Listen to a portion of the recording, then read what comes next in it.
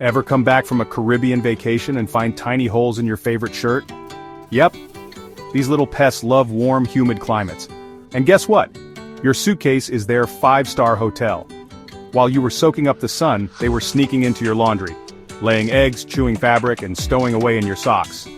But here's how to stop them cold, before they ruin your wardrobe. First, cedar-scented garment bags act like moth kryptonite. They repel, without harsh chemicals. Available on Amazon, link in description. Next, moths love sweat and food stains.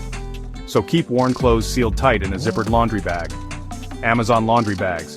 Easy, affordable, and moth-proof.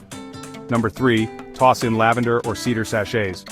These little pouches keep your luggage smelling great, and keep moths far away. Grab a 12-pack on Amazon, link below.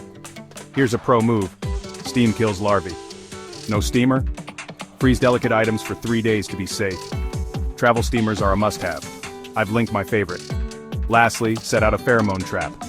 If there's moth activity, you'll know fast, and act faster. You'll find top-rated moth traps in the description. Don't let a tropical vacation turn into a textile tragedy. Travel smart, pack smarter, and stop moths in their tracks. All products linked below.